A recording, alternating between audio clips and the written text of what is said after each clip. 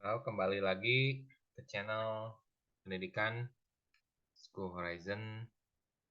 Kali ini kita akan membahas materi lanjut bahan kelas 11, bab kedua, yaitu struktur atom, sistem periodik, unsur.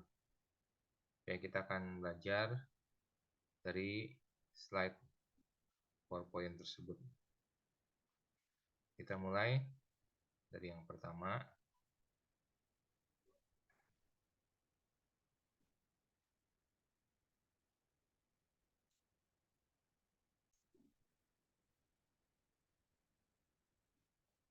Oke.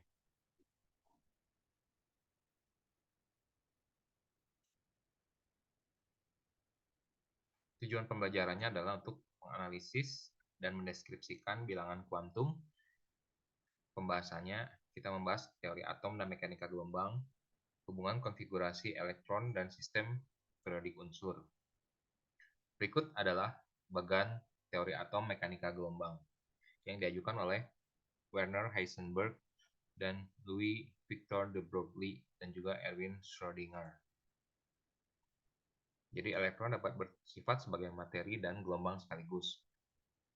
Penyelesaian persamaan gelombang Schrödinger menghasilkan 3 bilangan yang mencirikan alamat elektron di sekitar inti atom.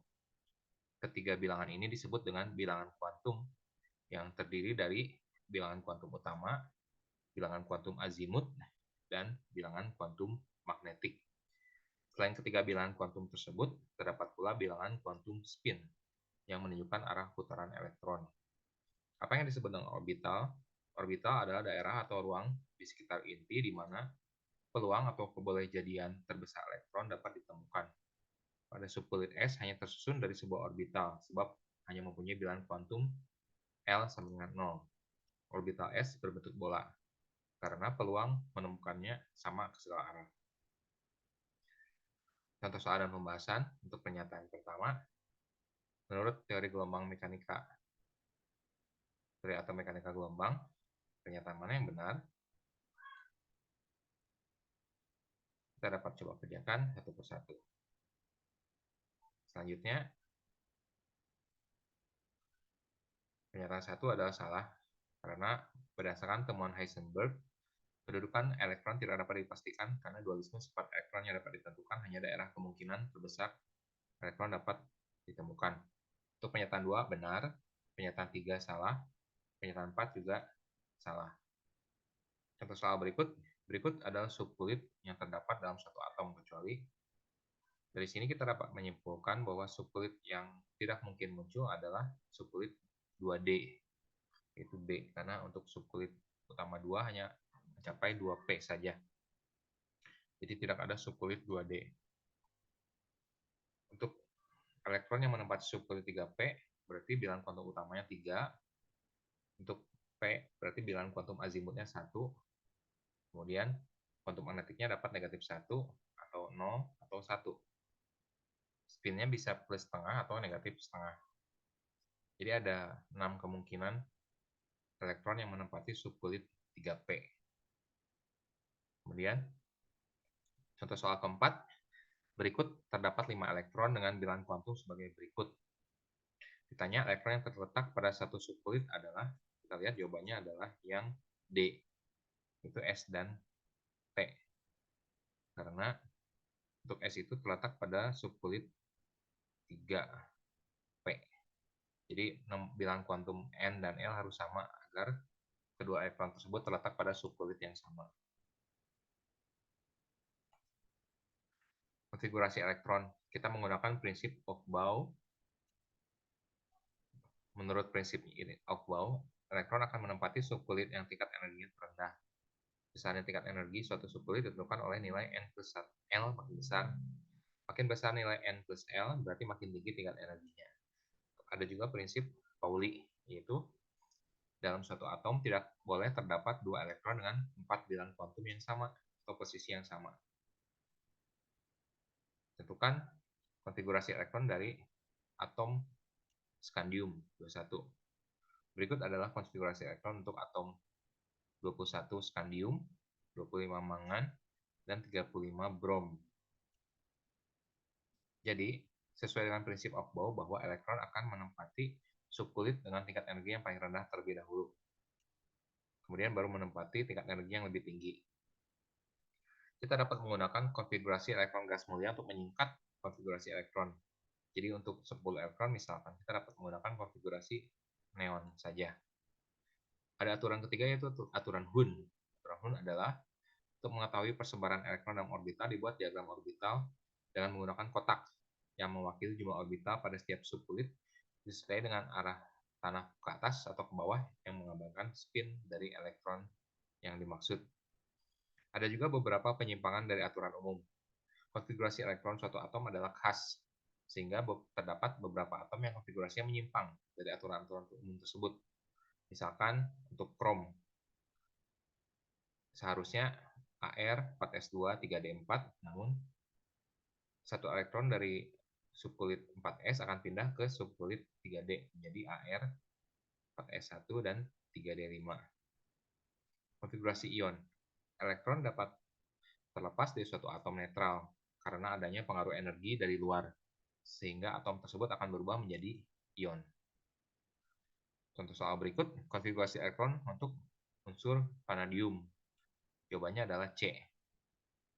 Nomor 2, diagram elektron orbital elektron valensi dari atom yang bernomor atom 12 adalah jawabannya adalah B, yaitu 3s2 3p2. Elektron valensi adalah elektron yang terletak paling luar dari suatu atom. Hubungan konfigurasi elektron dengan sistem periodik unsur. Kita lihat contohnya, misalkan untuk unsur fluorine 9, kita lihat valensinya adalah 2s2 2p5, berarti golongannya adalah golongan 7A dan periodenya adalah periode 2. Untuk periode kita tinggal lihat angka terbesar, untuk golongan kita tinggal jumlahkan berapa banyak elektron valensi atau elektron yang keluar dari atom tersebut. Tentukan letak unsur yang nomor atomnya mempunyai 15 proton dan 16 neutron. Berarti unsur tersebut terletak pada golongan 5A periode 3. Karena nomor atomnya 15, berarti konfigurasinya adalah 10 neon, 3s2, 3p3. Untuk nomor 2, suatu unsur terdapat pada golongan 7A periode 4. Maka konfigurasinya adalah Ar atau argon 18, kemudian 3d10, 4s2, dan 4p5. Oke, selanjutnya kita lihat dari sifat keperiodikan unsur. Yang pertama adalah energi ionisasi. Energi ionisasi adalah energi yang diperlukan untuk melepaskan elektron yang terlihat paling lemah oleh suatu atom-atom atau ion dalam wujud gas. Kecenderungannya adalah energi ionisasi ditentukan oleh jari-jari atom. Makin panjang jari-jari atom berarti makin jauh letak elektron, berarti makin mudah lepas. Kemudian makin stabil konfigurasi suatu elektron, maka semakin sukar elektron tersebut terlepas dari suatu atom. Sifat keperiodikan yang kedua adalah afinitas elektron. Definisinya adalah besarnya energi yang dihasilkan atau dilepas apabila suatu atom menarik suatu elektron. Afinitas elektron dapat digunakan sebagai ukuran mudah tidaknya suatu atom mengangkat elektron menjadi ion negatif. Oke, keelektronegatifan adalah kecenderungan suatu atom dalam menarik pasangan elektron yang digunakan bersama dalam membentuk ikatan. Makin besar keelektronegatifan suatu atom, makin mudah menarik pasangan elektron ikatan. Berikut adalah tabel keelektronegatifan dari semua unsur di sistem periodik. Contoh soal yang pertama dapat kita lihat, jawabannya adalah yang E. Untuk contoh soal kedua, jawabannya adalah yang option C. Ikatan kimia. Kedudukan atom-atom dalam molekul kovalen menentukan bentuk molekulnya, dan bentuk molekul berpengaruh terhadap sifat dari zat tersebut. Berikut beberapa kemungkinan bentuk dari atom dari molekul, bisa linear, bisa segitiga datar, tetrahedron, segitiga bipiramida, oktahedron. Contohnya misalkan untuk NH3 bentuknya adalah 5 segitiga. Untuk H2O bentuknya adalah bengkok atau V-shape. Gaya ikatan antar molekul. Bagaimana gas CO2 dapat menjadi padat? Gas CO2 merupakan senyawa kovalen. Antar molekul-molekul pada sinyal kovalen dapat terjadi gaya tarik antar molekul yang disebut gaya antar molekul. Apabila gas CO2 diturunkan suhunya, maka gerakan molekul akan menjadi sangat lambat sehingga dapat menjadi padat. Berikut adalah bagan gaya interaksi antar molekul. Apa yang disebut gaya van der Waals? Gaya van der Waals adalah gaya antar molekul netral, gaya dipol-dipol, sebutan lainnya adalah gaya induksi atau gaya dispersi. Kekuatan gaya van der Waals, termasuk gaya London, dipengaruhi oleh dua faktor utama, yaitu ukuran molekul dan kerumitan dari bentuk molekul. Jika bentuk molekul makin sederhana, gaya antar molekulnya akan semakin kuat. Sedangkan jika bentuk molekulnya semakin rumit, maka gaya antar molekulnya akan semakin lemah. Ikatan hidrogen. Gaya van der Waals yang terjadi pada molekul yang terbentuk dari atom hidrogen dengan atom-atom yang elektronegatif, terutama NO dan F, secara khusus disebut dengan ikatan hidrogen. Contohnya adalah pada air. Akibatnya, apabila dalam suatu molekul terdapat ikatan hidrogen, maka titik didihnya akan lebih tinggi daripada molekul yang tidak memiliki ikatan hidrogen. Oke, sekian dulu untuk PowerPoint kali ini. Sampai jumpa lagi di video berikutnya hanya dari channel School Horizon. Selamat beraktivitas untuk semuanya.